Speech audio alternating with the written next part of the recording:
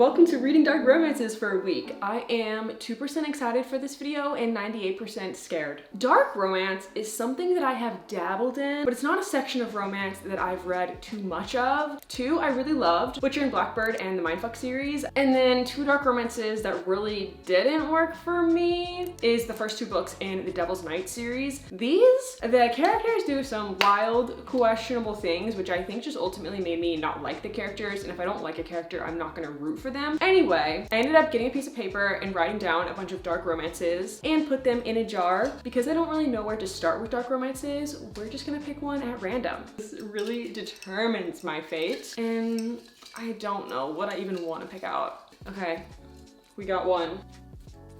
Hooked. Okay. I think this is a perfect place to start. I already own this book, which is nice. Some of the other books in the jar I don't own, so I might be going to the bookstore later in this video. But this is one that I think will be pretty in my comfort zone. So I feel like this is a pretty good place to start. This book is inspired by Peter Pan. I believe the author has said that it shouldn't be considered a literal fairy tale retelling, but that she calls it a fractured fairy tale where the villain gets the happy ending. So that's where we've got our dark romance coming in.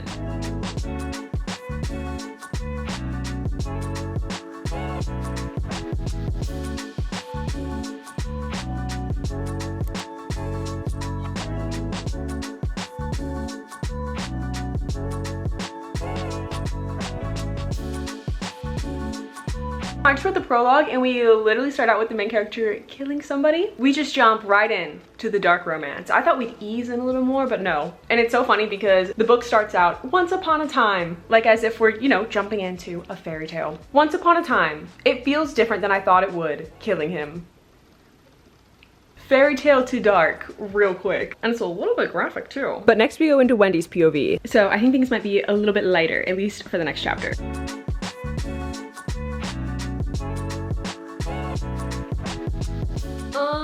I'm not that much further. I just started chapter 4 and this man is a little bit unhinged. More than a little bit, actually, I would say. I don't think I've ever read anything like this so far. He's very violent of a person, and I don't know what I just read in this paragraph.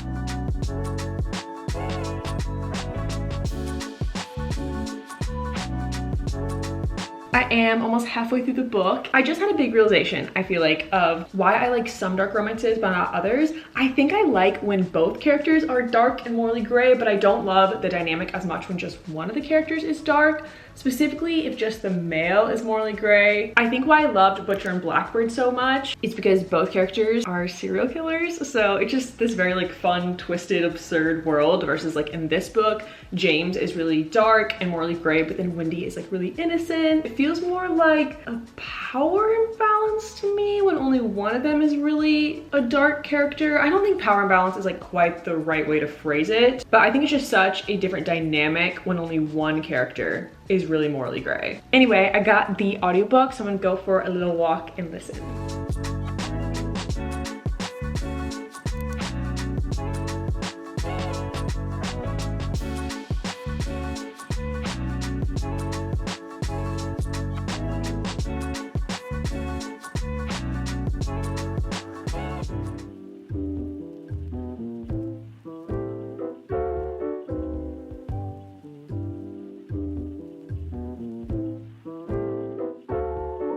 This book got spicy fairly quickly. I personally really like spicy books. I'm curious y'all's opinion if you like spice, if you like more closed door romance, kind of how much spice you like. Saying that I like spice, I will also say I always prefer like more plot than just like a ton of spicy scenes. This is semi-related, semi-random, but something I was thinking about a lot recently is I used to be so embarrassed of liking romance books or just like the romance genre in general, even romance movies. When I was a kid, I didn't read romance books, but I did watch a ton of romance movies. And I had like a fake movie that I would say was my favorite movie because I was too embarrassed to say a romance movie that was actually my favorite movie. I don't know if this is relatable to anybody or literally just something I did. But yeah, especially in college, I was a film major. So I feel like everyone's favorite movies were like Oscar winning movies and mine were just like romance movies. So yeah, especially in college, I was not saying I liked romance movies. And then when I got into reading, I kind of started to do it with romance books. Like I think I was a lot more comfortable liking romance by that point and would say I read romance, but also be like, I read romance and mystery thriller and fantasy, like kind of to take the spotlight away from that I read romance. And yeah, it's such a silly thing to be embarrassed, I guess is the word, of liking romance, of liking spicy books. I think I felt that way because I thought people would take the romance genre less seriously, like think, oh, she just reads or watches like silly, like frivolous, like surface level books and movies. And I was actually talking about this with my therapist, I think last year, and I feel like she really made me change my perspective. And she said it so perfectly, I'll probably butcher it, but she was just saying that romance books teach us about communication, relationships, like all of these amazing things that are such a huge part of our lives and everyone else's lives, whether it's a platonic or romantic relationship. Relationships are a huge part of our life. So to be able to read about that, learn about that, healthy relationships,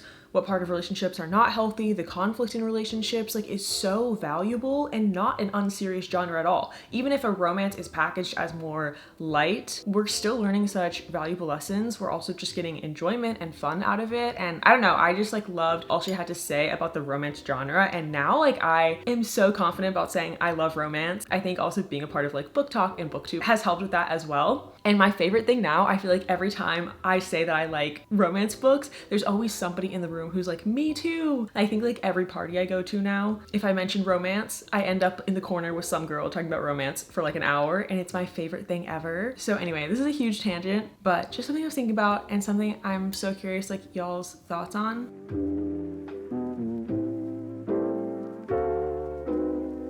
I finished the book. I think I'm gonna say 2.75 stars. I definitely don't think James was a good person, so it's like a little hard to root for him and the main couple, but also it's dark romance, so it's kind of like obviously the characters are gonna be morally gray. I was like, it's kind of fun, I guess, to read about this kind of like overtly dark world. Like it's almost so dark that it feels very fictional. The whole entire world are dark, so I don't feel like I have to like hold the characters to like modern day society standards, because that's not the point of the book. James is a murderer for sure. Like he kind of gruesomely tortures people before he kills them, but those things I feel like I can look past them, again because that's just like the tone and the atmosphere of the world, which sounds really funny to say. Like I obviously wouldn't look past those actions in real life. Where I draw the line is I feel like he didn't treat our female main character very well. And it just sounds so funny to say like murder, torture, drug dealing, like that's fine, like I still liked him, until I got to a point where I was just like, I don't care for the relationship because I don't want them to be together. Like I think she can do better.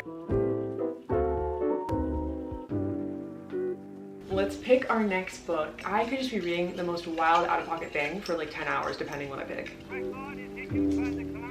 I drew The Predator. So I actually ordered this book a few days ago because I figured even if I didn't pick it from the jar and read it in this video, I'd want to read it at some point eventually. And when it came in the mail, it came like all bent and stained. Too lazy to return it because it's still completely readable, but that was a bummer. I am actually really excited to start this book. I'm hesitant to say that because I was also really excited to start Hooked, and then I ended up not loving it. So I want to be tentative about my excitement, but I did see Steph reading dark romance books for a week for a video, and this is the one that she loved the most. So I just trust her opinion so much, and I have a really good feeling that I'm gonna love it too, hopefully.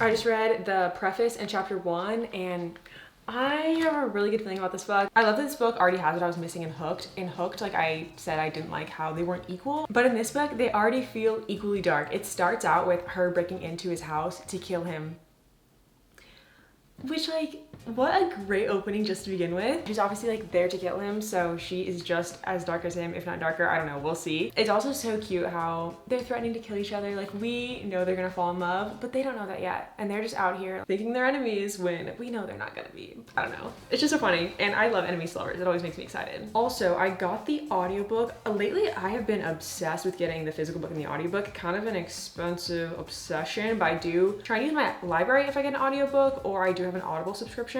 Recently, I got really back into playing Animal Crossing. I hadn't played honestly since like the pandemic. I think when I got on Animal Crossing, it said I hadn't played in 2 years and 2 months. So I think I'm gonna listen to the audiobook and play some Animal Crossing.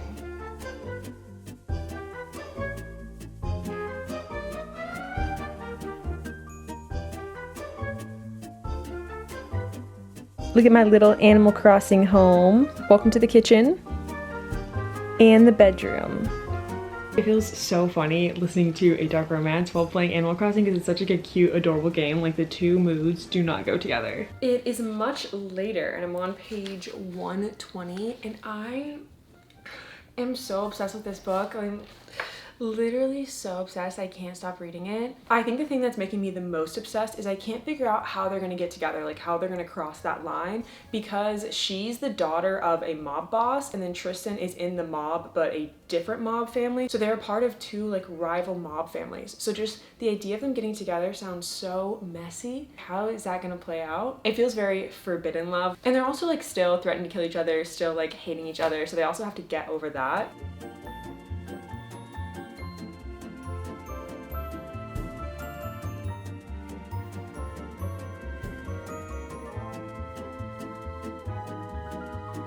Something I love so much about Tristan Kane is he's definitely more of like this silent, mysterious type. We don't actually know that much about him, but we still know so much of his character because of his actions. He's 100% a man of actions over words, and I didn't really realize it till this book that I feel like that's kind of rare in romance books. And I'm just loving that so much because I feel like I can trust him. I feel like I know that he's a good person, protective, loyal, like all of these great qualities, but I still crave knowing so much more about him. Runix did a great job writing his character.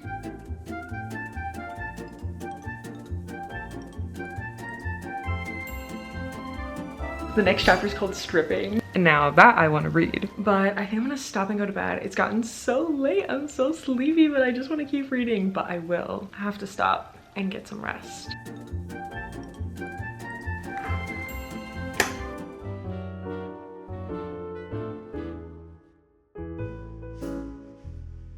Good morning. I've been sitting all morning in my PJs and reading. I'm currently on page 318, so I'm almost done. And I know that this book is the first book in a trilogy, and I was kind of hoping that each book would kind of be its own story, like not fully standalone, but wrap up the subplots. But I have a feeling it won't, and it's going to be left on a cliffhanger. I don't know for sure. We'll see.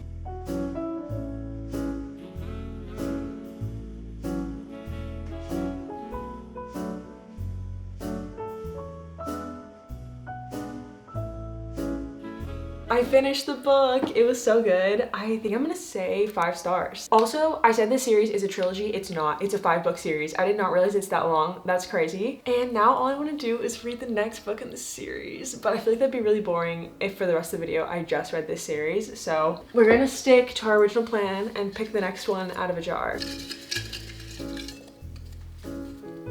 Promises and Pomegranates. This one I would say I'm the least intrigued by out of all the books in our jar, just because it's I don't think it's a full retelling, but it's inspired by Hades and Persephone. And I have already read a Hades and Persephone retelling, which I did really like, but I do think there are other books in this jar that are much more unique, much more out of my comfort zone that I'm just intrigued by.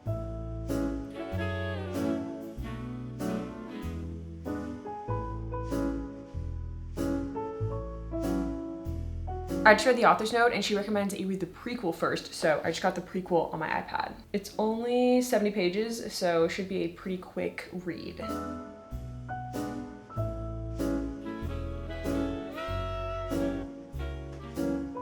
I don't think this is a spoiler because I'm only on page 25 of the prequel, but if you don't want to know anything, you can skip this part. But the love interest, Cal, has slept with the main character's mom.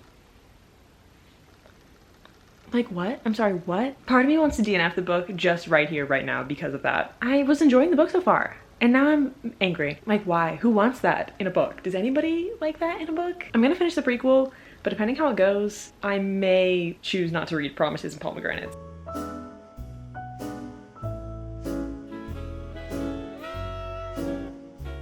I finished reading the prequel and I think I might not read Promises and Pomegranates. I didn't really like the prequel. I feel like it was 90% smut, which I do love spicy books, but that's just, I think, too much for me. I always prefer more plot. The mom thing was just like one tiny sentence, like it was not really relevant to this book, but definitely a little weird. There is like quite a big age gap, so maybe we'll find out more in Promises and Pomegranates. Maybe it's a situation where he's like taken advantage of by the mom. I don't know. But yeah, I also just feel like the characters really reminded me of the main characters in Hooked, which I didn't love. It feels like it would be a similar dynamic to that book. But if any of you guys have read Promises and Pomegranates and you liked it, think I should read it, let me know, because I still obviously own the book, so I can always come back and read it later, but I just don't feel like I would like it. And I just cannot stop thinking about The Predator. This book was literally so good, and most of the time when I read romance series, they're like individual standalone books within the series, so like book 2 would be a different couple, but for this book, it's the same couple in book 2, so I just feel like I almost stopped in the middle of a book. So my head is just in this, and I want to know what's going to happen next, so I think I'm going to start the second book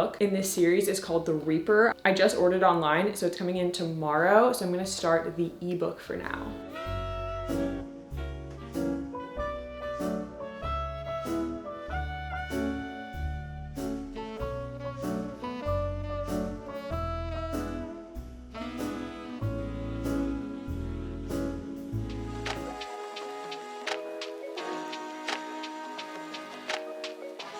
I've been reading all morning and a bunch last night, and I am 47% of the way through the ebook. It's just so good. Like, I am so obsessed with this series. Sometimes, honestly, a lot of times, I don't like romance series that are not standalone. Most romance series, I feel like each book follows a different couple. Love that. But when it's the same couple throughout the whole series, a lot of times I get bored and DNF the series, because once the characters get together, I lose interest a lot of times. But in this book, their physical connection, I feel like, has moved at a normal pace, but their emotional connection is moving so slowly, like such a slow burn with the emotions, and I love that so much. And I'm still halfway through book 2, craving so much more.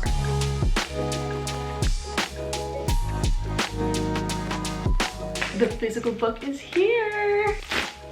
I'm so excited to switch to the physical book. Ebooks are great, but for some reason with ebooks, no matter how far the percentage says I am through the book, I think I'm like 50% of the way through right now, it just doesn't feel satisfying.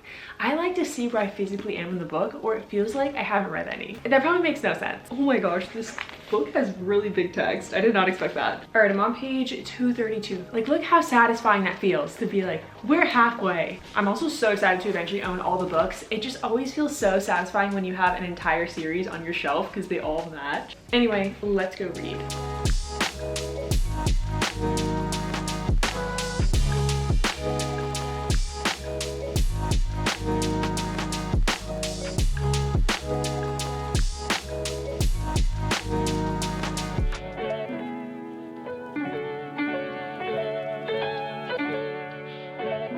Welcome to day 5, our last day. I'm on page 295, so I have just about 100 pages left in this book, which is actually, I think, so perfect for finishing out today. The thing I love so much about this book and the first book and the whole series is that there's so much going on. Like, yes, this series is a romance, but we also have so much going on in the like mob mafia world. Like I said, there's 2 different like mob mafia families. I don't know, do you use those words interchangeably, the mob and the mafia? I'm just gonna say mob. There's 2 different mob families that Tristan and Marana come from, so there's like conflict with the 2 mob families. Within the individual mob family, there's like conflict and hierarchy and like power. And then we also have this other subplot where some people have gone missing, so we have a mystery there. There's side characters. There's just like a lot happening, and I love that so much.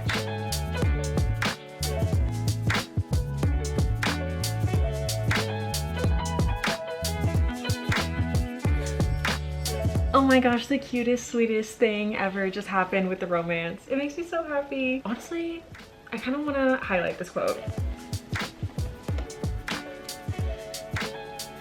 I don't ever annotate. I don't really care for annotating and highlighting. So when I'm compelled to get my highlighter out, that means the quote I read is just so good. I just love these characters with my whole heart. I'm so happy for them, and most of all proud of them, because they've come so far. Both Tristan and Marana have a ton of baggage and trauma from their whole life basically, so there's just so much they had to kind of like overcome and put behind them in order to allow space for love and a relationship and allow each other to be vulnerable with each other and connect. And it just makes me so happy to see how much their romance and like emotional vulnerability, I guess, has progressed.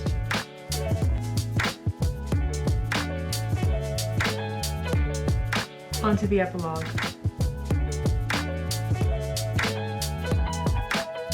I finished the book. Also, there's like a little sneak preview of book 3, and book 3 follows a different couple. I did not know that. It actually makes sense because there's like this kind of like romance subplot going on with the side characters, so we actually follow the side characters in book 3, which I feel mixed on because on the one hand, I do want to get these side characters' story, and the romance with Tristan and Marana is kind of complete.